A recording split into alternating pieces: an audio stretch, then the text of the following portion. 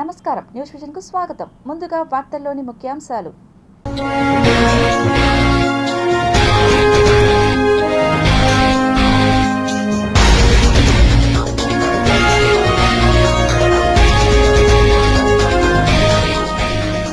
ఖతార్పై Israel దాడి, Hamas నాయకత్వం లక్ష్యంగా పేలుళ్లు. సియాచిన్లో విషాదం, ఆర్మీ అధికారులను బలిగొన్న మంచు. అనంతలో సూపర్ 6 సూపర్ హిట్ సభకు హాజరైన సీఎం చంద్రబాబు, ఉప ముఖ్యమంత్రి పవన్ కళ్యాణ్. జగన్ తీరును తూర్పారబట్టిన నేతలు. ఏనుగులకు check, deputy CM Pawan Kalyan సరికొత్త వ్యూహం, యాక్షన్ ప్లాన్ రెడీ. రెండోసారి టీటీడీ ఈవోగా బాధ్యతలు స్వీకరించిన అనిల్ కుమార్ సింఘాల్, బ్రహ్మోత్సవాలపై ఫోకస్. అవినీతి ఆరోపణలను ఎదుర్కొంటున్న చిత్తూరు డీసీసీబీ, నివేదిక తెప్పించుకున్న కలెక్టర్ నితీష్ కుమార్. పలువురు అధికారులకు త్వరలో వేటు.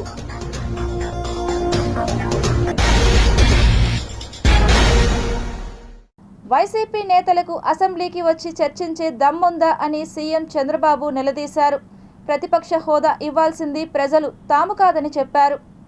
అసెంబ్లీకి రాకుండా రప్పా రప్పా అంటూ రంకెలు వేస్తున్నారని సీఎం ఫైర్ అయ్యారు. ఇక్కడ ఉన్నది సిబిఎన్ పవన్ కళ్యాణ్, బెదిరింపులకు భయపడమని వ్యాఖ్యానించారు. ఫేక్ రాజకీయాలతో ప్రజలను, ప్రభుత్వాన్ని అడ్డుకోవాలని చూస్తున్నారు. ఒంటిమిట్ట, పులివెందులలో ప్రజలు మీ బెండు తీశారు. ప్రజలు ఏం కోరుకున్నారో అలాంటి పాలననే కూటమిగా అందిస్తున్నాం అని సీఎం చంద్రబాబు నాయుడు వ్యాఖ్యానించారు. వైఎస్ జగన్కు సీఎం చంద్రబాబు నాయుడు కౌంటర్ ఇచ్చారు.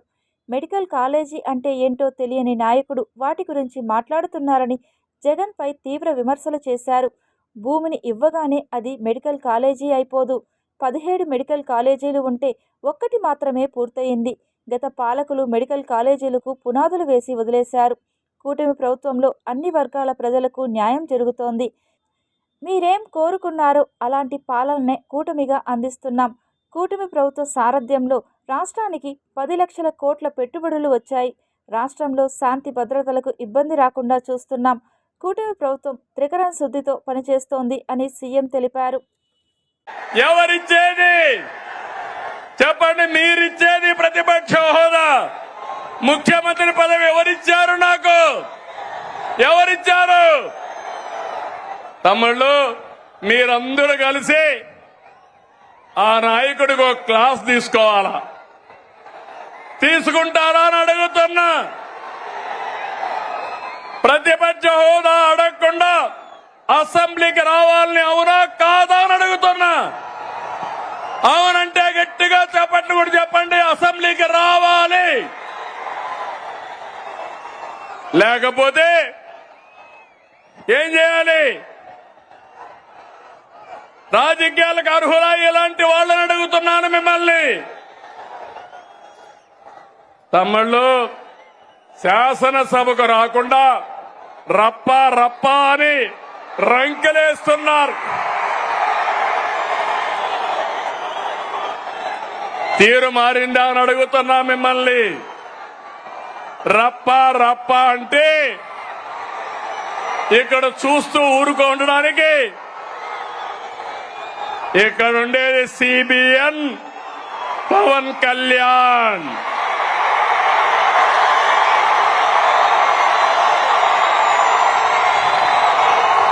సోషల్ మీడియాలో పోస్టులు పెట్టి ఆడబిడ్డల్ని అవమానిస్తే ఖబర్దార్, జాగ్రత్తగా ఉండండి. రాజకీయ రంగంలో ప్రతి మాటకు ప్రాధాన్యం ఉంటుంది. అలాంటి సందర్భంలో deputy CM Pawan Kalyan super 6 super hit విజయోత్సవ సభలో చేసిన ప్రసంగం రాష్ట్ర ప్రజలకు కొత్త ఆశలు కలిగించింది. పవన్ కళ్యాణ్ తన ప్రసంగంలో రాయలసీమ సమస్యలను ప్రత్యేకంగా ప్రస్తావించారు. రాయలసీమకు ఎప్పుడూ ఒకే సీజన్ ఉంటుంది, అది కరువు సీజన్ అంటూ ఆ ప్రాంత ప్రజలు ఎదుర్కొంటున్న ఇబ్బందులను గుర్తు చేశారు. ఆయన హామీ ఇచ్చిన విధంగా రాయలసీమలో నీటి సమస్యలను శాశ్వతంగా పరిష్కరించేందుకు ప్రభుత్వం కట్టుబడి ఉందని భరోసా ఇచ్చారు. కాలాలు ఎన్నైనా మా రాయలసీమకి ఒకటే కాలం, ఎండాకాలం. దాన్ని మనం రూపుమాపే ప్రయత్నం చిత్తశుద్ధితో చేస్తోంది. పరిశ్రమలు, ఉద్యాన పంటలు, సాగునీటి ప్రాజెక్టులు మొదలైనవి చేపట్టి రాయలసీమని రతనాల సీమగా మార్చే దిశలోనే ఈ రోజున మేమందరం గౌరవ ముఖ్యమంత్రి గారి చంద్రబాబు నాయుడు గారి నాయకత్వంలో మీ ముందుకున్నాం. ఈ సూపర్ 6 కార్యక్రమం ఇన్ని వేల కోట్లు ఆర్థిక ఇబ్బందుల నుండి వీటన్నిటినీ ముందుకు తీసుకురాగలుగుతున్నామంటే మీ భవిష్యత్తు కోసం, యువత భవిష్యత్తు కోసం, మహిళల భవిష్యత్తు కోసం, ప్రతి ఆంధ్రప్రదేశ్ లో ఉన్న ప్రతి ఒక్కరూ బాగుండాలి, మీరు ఆనందంగా ఉండాలి. మీరే అన్నారు, ఆ రోజు మేము అడిగాం, రాష్ట్రం బాగుండాలి, యద్భావం తద్భవతి. మీరు ఎలా ఆలోచించారో మేమందరం కలిసికట్టుగా పార్టీలు వేరైనప్పటికీ రాష్ట్ర హితువు, రాష్ట్ర శ్రేయస్సును దృష్టిలో పెట్టుకొని ఈ రోజున మీ ముందుకొచ్చి ఇంత ఘన విజయంగా, ఇంత దిగ్విజయంతో ఈ సూపర్ 6 కార్యక్రమాన్ని మీ ముందుకు తీసుకొచ్చాం. తిరుమల తిరుపతి దేవస్థానం ఈవోగా రెండోసారి అవకాశం రావడం మరింత బాధ్యతను పెంచిందని టీటీడీ కార్యనిర్వహణాధికారిగా అనిల్ కుమార్ సింఘాల్ బాధ్యత స్వీకరణ సందర్భంగా తెలిపారు. టీటీడీ ఈవోగా రెండోసారి అవకాశం రావడంతో తనకు మరింత బాధ్యత పెరిగిందని అనిల్ కుమార్ సింఘాల్ అన్నారు. టీటీడీ ఈవోగా బుధవారం తిరుమల శ్రీవారి ఆలయంలోని రంగనాయకుల మండపంలో టీటీడీ పూర్వపు ఈవో శ్యామలారావు నుండి ఆయన బాధ్యతలు స్వీకరించారు. అనంతరం ఆయన శ్రీవారి ఆలయంలో TTD board member, secretary ex అఫిషియోగా కూడా ప్రమాణం చేశారు. వీరితో టీటీడీ అదనపు ఈవో వెంకయ్య చౌదరి ప్రమాణం చేయించారు. స్వామివారి దర్శనానంతరం రంగనాయకుల మండపంలో వేద పండితులు నూతన ఈవోకు వేద ఆశీర్వచనం చేశారు. ఆ తర్వాత అదనపు ఈవో సిహెచ్ వెంకయ్య చౌదరి ఈవోకు శ్రీవారి ప్రసాదాలు, చిత్రపటం అందజేశారు. అనంతరం ఈవో ఆలయం ముందు మీడియాతో మాట్లాడుతూ టీటీడీ ఈవోగా రెండోసారి బాధ్యతలు స్వీకరించడం పూర్వజన్మ సుకృతంగా భావిస్తున్నాను అన్నారు. ఈ అవకాశాన్ని కల్పించినందుకు ముఖ్యమంత్రి వర్యులు నారా చంద్రబాబు నాయుడుకు ధన్యవాదాలు తెలియజేశారు. మొదటిసారి మే 2017 నుంచి అక్టోబర్ 2020 వరకు 3 సంవత్సరాల 4 నెలలు సేవలందించే అవకాశం వచ్చిందని చెప్పారు. గత సంవత్సరం నుండి లడ్డు, అన్నప్రసాదాల క్వాలిటీ మెరుగుపడడంతో భక్తులు సంతృప్తి వ్యక్తం చేస్తున్నారని చెప్పారు. భక్తుల నుండి ఫీడ్బ్యాక్ సేకరించి సేవల నాణ్యతను పెంచేందుకు నిర్ణయాలు తీసుకుంటామని చెప్పారు. నిన్న ముఖ్యమంత్రి నారా చంద్రబాబు నాయుడిని కలిసి సలహాలు తీసుకోవడం జరిగిందన్నారు. దేవాలయ పవిత్రతను కాపాడేందుకు, సాధారణ భక్తులకు న్యాయం చేసేందుకు టెక్నాలజీ వినియోగంపై దృష్టి పెడతామని తెలిపారు. ఇతర రాష్ట్రాల రాజధానుల్లో కూడా వెంకటేశ్వర స్వామి దేవాలయాలు నిర్మించే ఆలోచన చేస్తున్నామని చెప్పారు. టీటీడీ అధికారులు ఎంతో చిత్తశుద్ధితో రాత్రింపవళ్లు కృషి చేసి ఉత్సవాలను విజయవంతం చేస్తున్నారని తెలిపారు. శ్రీవారి సేవకుల సేవలు మరింత విస్తరించే దిశగా ఆలోచన చేస్తున్నామని, ప్రపంచమంతా ఉన్న భక్తుల సూచనలు స్వీకరించి టీటీడీ సేవలు మెరుగుపరుస్తామని తెలియజేశారు. అనంతరం టీటీడీ చైర్మన్ బిఆర్ నాయుడును టీటీడీ ఈవో అనిల్ కుమార్ సింఘాల్ నూతనంగా బాధ్యతలు చేపట్టిన సందర్భంగా తిరుమలలోని టీటీడీ చైర్మన్ క్యాంపు కార్యాలయంలో మర్యాదపూర్వకంగా కలిశారు. ఈ సందర్భంగా ఈవోను చైర్మన్ శాలువతో సత్కరించారు. ఈ కార్యక్రమంలో TTD JEO Veerabrahmam, CVSO Muralikrishna, deputy ఈవోలు లోకనాథం, భాస్కర్, ప్రశాంతి, సోమన్ నారాయణ, ఇతర అధికారులు పాల్గొన్నారు. గత కొంతకాలం నుంచి స్వామివారు మీకు టీటీడీ యోగా మళ్ళీ అవకాశం కల్పిస్తే బాగుంటుందనేది కోరుకోవడం జరిగింది. వీళ్ళందరి ఆశీస్సుల వల్ల సాధ్యమైందనేది నేను భావిస్తూ ఉన్నాను. అదేవిధంగా రెండోసారి రావడం వల్ల నా మీద కూడా బాధ్యత ఎంతైనా పెరిగింది. సంవత్సరాల నుంచి టీటీడీ భక్తుల కోసం ఎన్నో ఫెసిలిటీస్, సౌకర్యాలు ఏర్పాటు చేసుకోవడం, రకరకాల కార్యక్రమాలు తీసుకోవడం జరుగుతూ ఉంది. మనం ఎంత చేసినా మళ్ళీ స్కోప్ ఫర్ ఇంప్రూవ్మెంట్ ఉంటూనే ఉంటుంది. దాదాపు గత ఒక సంవత్సరం పై నుంచి ఉన్నటువంటి అధికారులు తిరుమల జయవారి ఆధ్వర్యంలో లడ్డూ ప్రసాదాలు క్వాలిటీ పెంచుకోవడం, అన్న ప్రసాదాలు క్వాలిటీ పెంచుకోవడం మనమందరం చూశాను. ఇవాళ కూడా ఆలిపిరి మార్గం నుంచి వస్తూ ఉంటే చాలామంది భక్తులతో నేను ఇంటరాక్ట్ అయ్యేటప్పుడు అందరూ అన్నప్రసాదం, అదేవిధంగా లడ్డు ప్రసాదం క్వాలిటీ మీద సంతృప్తి వ్యక్తం చేశారు. ఇంకా కొన్ని సలహాలు సూచనలు ఇచ్చారనుకోండి, అవన్నీ పరిగణలోకి తీసుకొని మిగతా వస్తున్నటువంటి ఫీడ్బ్యాకు, డయల్ రివ్యూ కార్యక్రమము, IVRS సిస్టమ్స్ ఇవన్నీ వస్తున్నటువంటి ఫీడ్బ్యాకు ఆధారంగా అధికారులందరితో కూడా సమావేశం ఏర్పాటు చేసుకొని బాగా ఆలోచించి, అదేవిధంగా టీటీడీ బోర్డు ఇవన్నీ ఇష్యూస్ని కూడా బాగా లోతుగా పరిశీలించి నిర్ణయాలు ఎప్పటికెప్పుడు భక్తులకి ఇంకా మెరుగైన సేవలు అందించే దిశలో పని చేస్తామని చెప్పేసి ఈ సందర్భంగా హామీ ఇస్తా ఉన్నాం. తప్పులను ప్రశ్నిస్తే వ్యక్తిగత దాడులకు దిగుతున్నారని టీటీడీ మాజీ చైర్మన్ వైఎస్ఆర్సీపీ నేత భూమన కరుణాకర్ రెడ్డి పేర్కొన్నారు. కొండ మీద ఏదో ఒక రకమైన వివాదం అనునిత్యము నిరంతరాయంగా జరుగుతున్న విషయం కూడా అందరికీ తెలిసింది. ప్రశ్నించేటువంటి మా మీద ఆయన హైందవ ద్రోహులుగా ముద్రించటము పరిపాటైపోయింది. సరిదిద్దుకునేటువంటి ప్రయత్నం ఏమాత్రం కూడా చేయటము లేదు. చేయకపోగా మా నాయకుడు జగన్మోహన్ రెడ్డి గారి మీద, పూర్వ అధ్యక్షునిగా నా మీద వ్యక్తిగత దాడులకు దిగుతూ మరింతగా ఆయన పొరపాటు మీద పొరపాటు చేసుకుంటున్నారు. సోషల్ మీడియాలో తన గురించి నిన్న రాత్రి నుండి జరుగుతున్న దుష్ప్రచారం తీవ్రంగా కలిచివేసిందని జర్నలిస్ట్ శ్యామ్ ఆవేదన వ్యక్తం చేశారు. అందరికీ నమస్కారం. నా పేరు శ్యామ్. తిరుమలలో గత 15 సంవత్సరాలుగా పలు మీడియా సంస్థల్లో రిపోర్టర్గా పనిచేస్తున్నాను. రిపోర్టర్ విధుల నిర్వహణలో భాగంగా చంద్రగ్రహణం కావచ్చు, సూర్యగ్రహణం కావచ్చు, తిరుమల శ్రీవారి ఆలయం ముందు మహాద్వారాలు మూసిన తర్వాత మహాద్వారాల ముందున్న ఒక ఇత్తడి గేటు ముందు మీడియా మిత్రులందరూ, నేను ఒక్కడే కాదు, నాతో పాటు కలిసి పనిచేసే పలు సంస్థల ప్రతినిధులందరూ కూడా ఆ గేటు ముందు విధి నిర్వహణలో భాగంగా ఫోటోలు తీసుకోవడం అనేది సహజంగా వస్తుంది. ఇందులో టీటీడీ నిబంధనలను ఎక్కడ విరుద్ధంగా మేము వ్యవహరించిన దాఖలాలు లేవు. విధి నిర్వహణలో భాగంగా మాత్రమే నిర్వహించాము. అయితే తాజాగా జరిగిన చంద్రగ్రహణం రోజు ఆ క్రమంలోనే నేను ఆ ఇత్తడి గేటు వద్దున్న బీగాలను పట్టుకొని నా బండి బీగాలతో తీసుకున్న ఒక ఫోటోని ఒక రాజకీయ పార్టీ దాన్ని రాజకీయంగా నాతో పాటు నేను పనిచేసే సంస్థను కూడా వివాదంలో లాగుతూ, రాజకీయ ప్రముఖుల పేర్లు ప్రస్తావిస్తూ, నన్ను వ్యక్తిగతంగా టార్గెట్ చేస్తూ నేను పనిచేసే సంస్థను కూడా వివాదంలోకి తీసుకురావడం అనేది చాలా శోచనీయం, బాధాకరం. దీనికి సంబంధించి నేను నిన్న రాత్రే వివరణ ఇవ్వడం జరిగింది. ఏం జరిగింది అనే విషయం మీద అనవసరంగా ఇప్పుడు దాన్ని మరింత వివాదంగా చేస్తున్నారు. ఇది ఏమాత్రం సమంజసం కాదు. సెప్టెంబర్ 14, 15 తేదీల్లో తిరుపతిలో జరగనున్న జాతీయ మహిళా సాధికారత కాన్ఫరెన్స్కు సంబంధించిన ఏర్పాట్లను బుధవారం ఉదయం నగరపాలక సంస్థ కమిషనర్ ఎన్ మౌర్య అధికారులతో కలిసి పరిశీలించారు. సదస్సు జరగనున్న రాహుల్ కన్వెన్షన్ సెంటర్, అతిథులు బస చేయనున్న హోటల్ గదులను పరిశీలించారు. అన్ని ఏర్పాట్లు పక్కాగా ఉండేలా చూడాలని కమిషనర్ ఎన్ మౌర్య అధికారులను ఆదేశించారు. ఎవరికి కేటాయించిన విధులు వారు చక్కగా సమన్వయంతో నిర్వహించాలని అన్నారు. వచ్చిన అతిథులకు ఎటువంటి ఇబ్బందులు లేకుండా చూసుకోవాలని అన్నారు.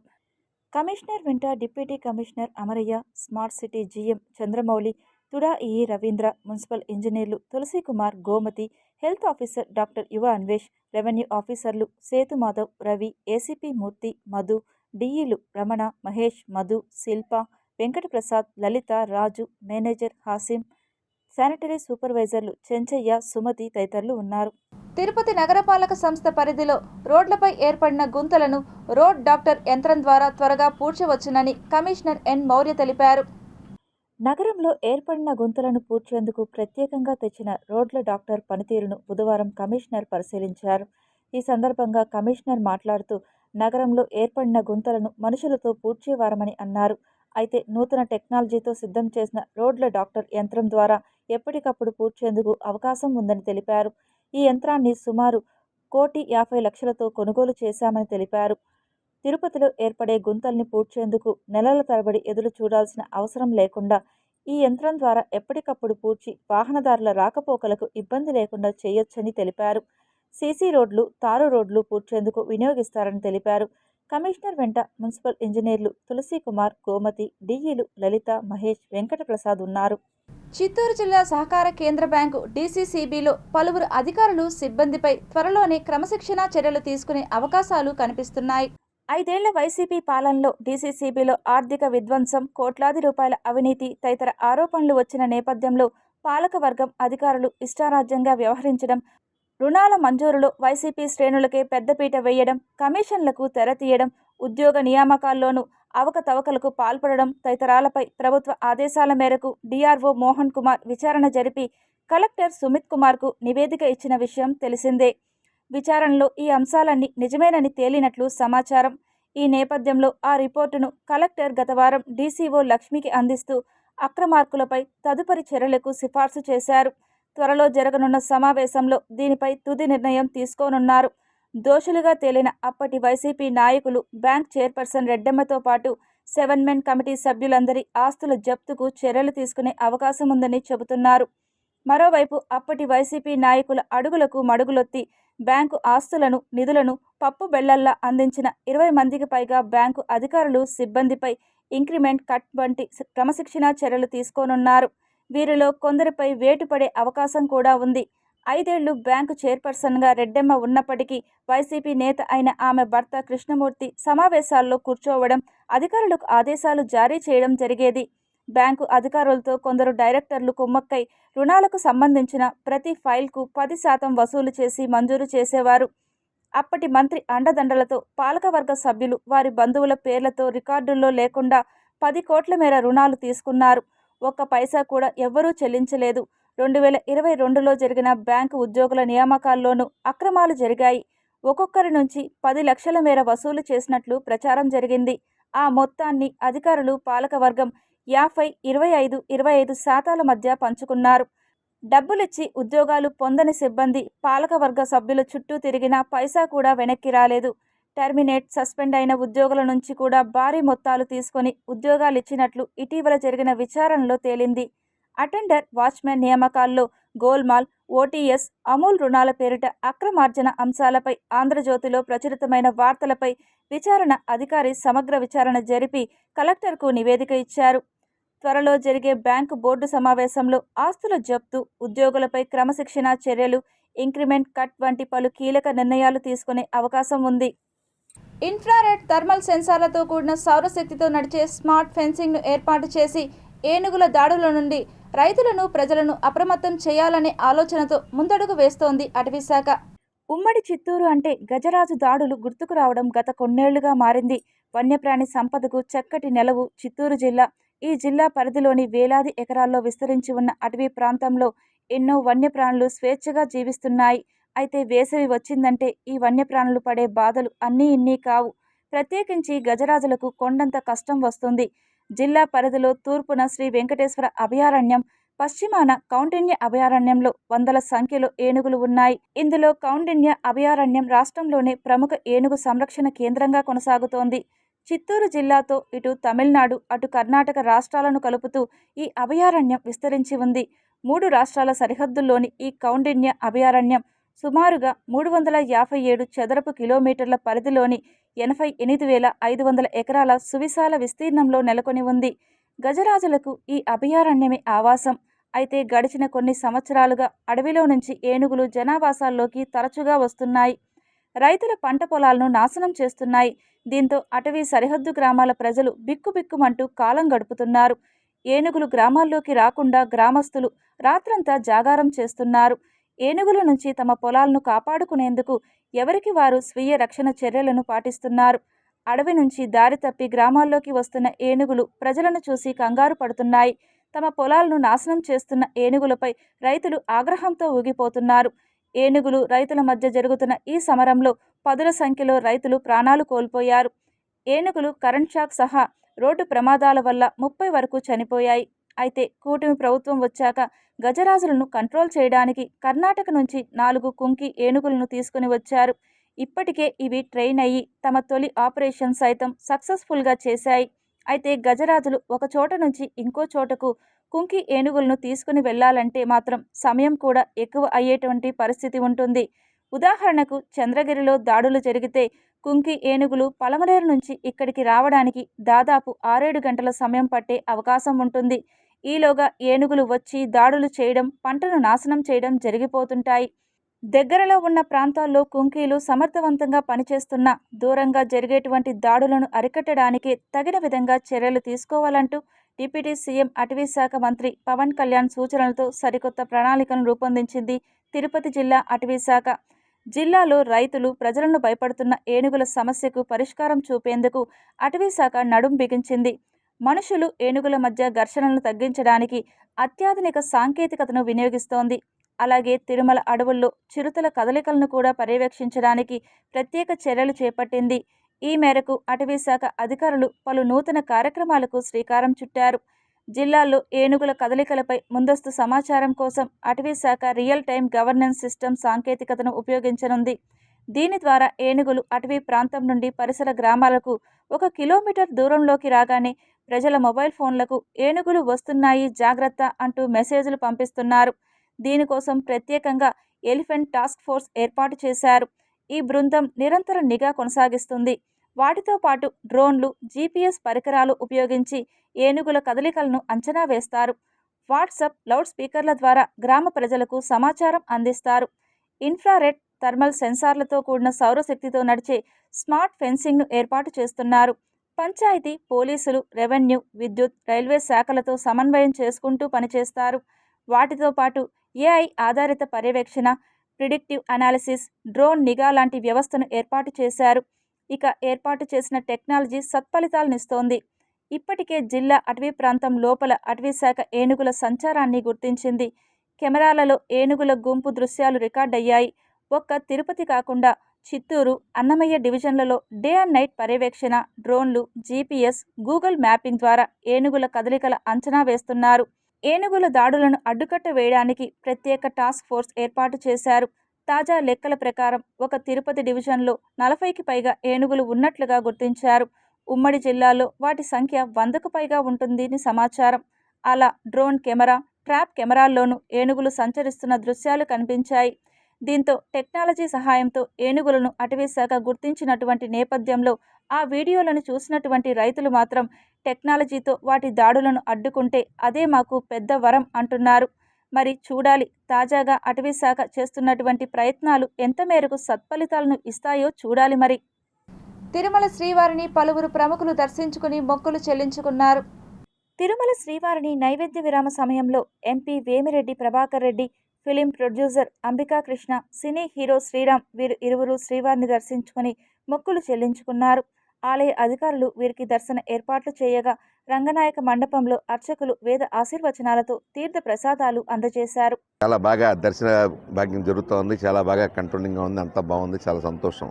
కానీ చిన్న రిక్వెస్ట్ ఏంటంటే చైర్మన్ గారికి ఈ వరాహస్వామి దేవాలయం వచ్చేటప్పటికల్లా ప్రతిరోజు రాత్రి 9 గంటలకల్లా కట్టేస్తున్నారు. జనరల్గా భక్తులంతా కూడా చాలా ఎక్కువగా ఉంటున్నారు. లక్షల మందిలో తిరుపతి దేవస్థానానికి వస్తుంటారు. శ్రీ వెంకటేశ్వర స్వామిని ఏమో రాత్రి 12 గంటల వరకు, ఒక్కోసారి 1 గంట వరకు కూడా తలుపులు తెరిచి దర్శనం చేస్తున్నప్పుడు వరాహస్వామి దేవస్థానం మాత్రం 9 గంటలకు కడతాం అనేది కొంచెం చాలామంది భక్తులు నిరాశ పడుతున్నారు, చాలా నిరుత్సాహపడుతున్నారు. కాబట్టి దయించి మీరు ఆగమశాస్త్ర పండితులతో మాట్లాడతారో మరెవరితో మాట్లాడతారో అయితే నాకు మాట్లాడితే తెలియదు, కానీ వాళ్ళందరితో మాట్లాడి కనీసం 11 గంటల వరకు కన్నా ఆ వరాహస్వామి దేవస్థానం రాత్రిపూట తెరిచి ఉంచితే కొద్దిగా భక్తులకు సౌలభ్యంగా ఉంటుందని చెప్పేసి నా యొక్క ఉద్దేశం. ఆ దిశగా ఒకసారి చైర్మన్ గారిని, బోర్డు మెంబర్ని ఆలోచించవలసిగా నేను కోరుతున్నాను. అది జై గోవిందా గోవిందా గోవిందా. తిరుపతి వినాయక సాగర్లో వెలసిన శ్రీ సంకల్ప సిద్ధి వినాయక స్వామి ఆలయంలో బుధవారం సంకటహర చతుర్థి పూజలు శాస్త్రోక్తంగా జరిగాయి. సంకటహర చతుర్థి అనేది ప్రతి నెలలో కృష్ణపక్షంలో పౌర్ణమి తర్వాత వచ్చే 4వ రోజున జరుపుకునే వినాయకుడి పండుగ. ఈ రోజున ఉపవాసం ఉండి గణేశుడిని పూజించడం వల్ల కష్టాలు తొలగిపోతాయని భక్తుల నమ్మకం. సంకట అంటే కష్టం, హర అంటే తొలగించడం, చతుర్థి అంటే 4వ రోజు అని అర్థం. ఈ సందర్భంగా స్వామివారికి ప్రత్యేక అభిషేకాలు నిర్వహించి శోభాయమానంగా అలంకరించి నైవేద్యం సమర్పించి భక్తులకు దర్శన భాగ్యం కల్పించారు. అనంతరం విచ్చేసిన భక్తులకు అన్న ప్రసాదాలను వితరణ చేశారు. ఈ కార్యక్రమంలో ఆలయ పురోహితుడు సురేష్ స్వామి, ఉభయదారులుగా జ్యోతిష్వర్ నాయుడు, విజయ దంపతులు, ఆలయ ధర్మకర్త కొండే చెంగారెడ్డి, సభ్యులు గుండాల గోపీనాథ్, నాదమన్ రెడ్డి, సుధాకర్ ఆచారి, తొండమనాటి సుబ్రహ్మణ్యం రెడ్డి, డిపి ఆనంద్ అన్నారెడ్డి, రాజశేఖర్ రెడ్డి, శాంతిప్రియ, రత్నజ, కినీసా రెడ్డి, తన్విష్ తదితరులు పాల్గొన్నారు. ఈ సంకటం అంటే ఒక్కొక్కరికి ఒక్కొక్క సంకటం.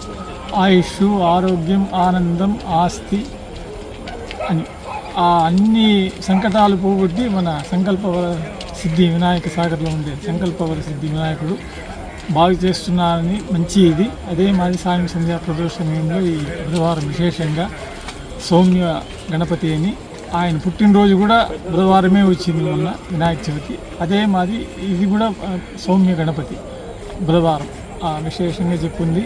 దానికి ధనం ధాన్యం అనేసి ధనం ఎక్కువగా మనకి ఇచ్చేటట్టు ఆరోగ్యాన్ని ఇచ్చి కాపాడాలని మన సంకల్పవర సిద్ధి వినాయక సాగర్లో ఉంది. విశ్వశ్రీ సాహితీ సమాఖ్య మన్నవ గురుపీఠంల ఆధ్వర్యంలో డాక్టర్ మన్నవ భాస్కర్ నాయుడు 89వ జయంతి సంస్మరణ సభను ఘనంగా నిర్వహించారు.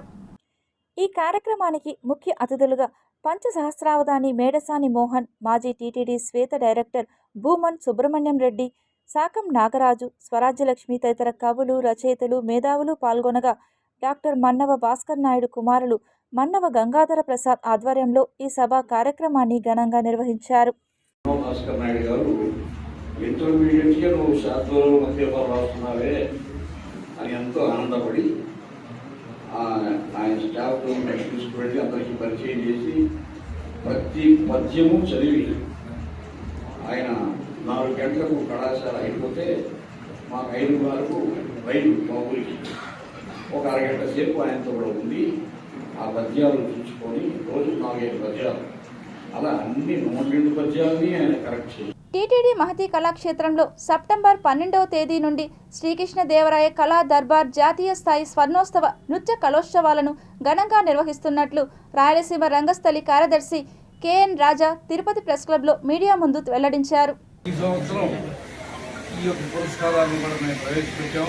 నాట్య సంగీతాన్ని చేంజ్ అవార్డు చెల్లికల యొక్క ప్రతిభకు సాధారణంగా ఇస్తున్నాం. అది పోతే పెద్దవారికి ఈ సంవత్సరం 12వ తారీఖున టీటీడీ మ్యూజిక్ కాలేజ్ ప్రిన్సిపాల్ నాట్యాచారిణి శ్రీమతి ఉమా ముద్దబాల గారికి, తర్వాత రాజోల్ నుంచి భాషా పండితులు శ్రీ వెంకటనారాయణ గారికి, తర్వాత మన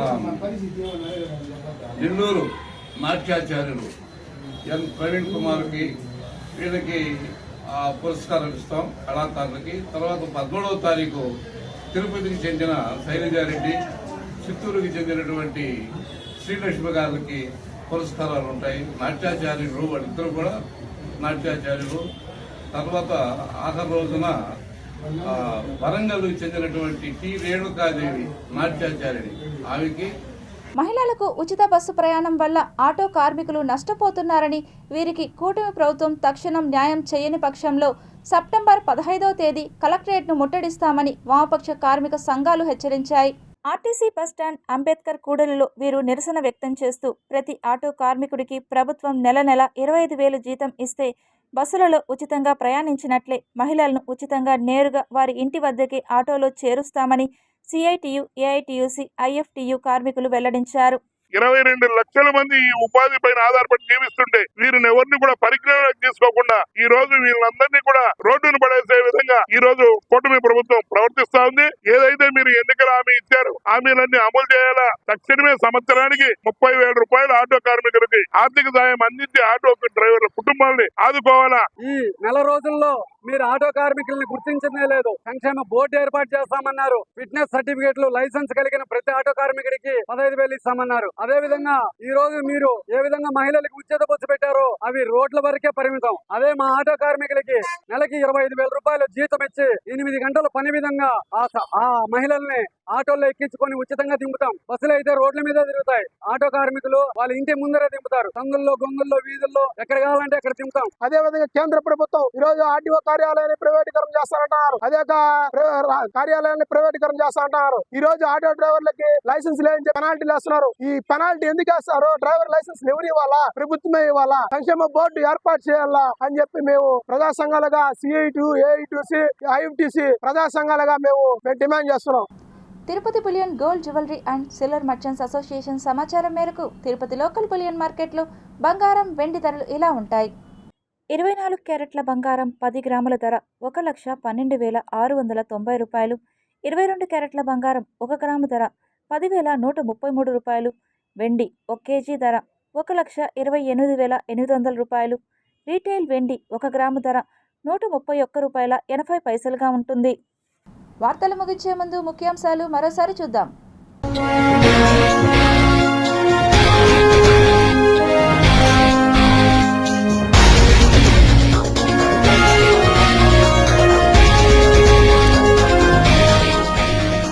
ఖతార్పై ఇజ్రాయెల్ దాడి, హమాస్ నాయకత్వం లక్ష్యంగా పేలుళ్లు.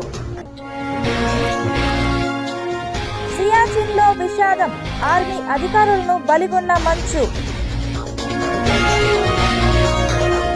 అనంతలో సూపర్ హిట్ సభకు హాజరైన సీఎం చంద్రబాబు, ఉప ముఖ్యమంత్రి పవన్ కళ్యాణ్. జగన్ తీరును తూర్పారబట్టిన నేతలు. ఏనుగులకు check, deputy CM Pawan Kalyan సరికొత్త వ్యూహం, యాక్షన్ ప్లాన్ రెడీ. రెండోసారి టీటీడీ ఈవోగా బాధ్యతలు స్వీకరించిన అనిల్ కుమార్ సింఘాల్. బ్రహ్మోత్సవాలపై ఫోకస్. అవినీతి ఆరోపణలను ఎదుర్కొంటున్న చిత్తూరు డీసీసీబీ నివేదిక తెప్పించుకున్న కలెక్టర్ నితీష్ కుమార్. పలువురు అధికారులకు త్వరలో వేటు.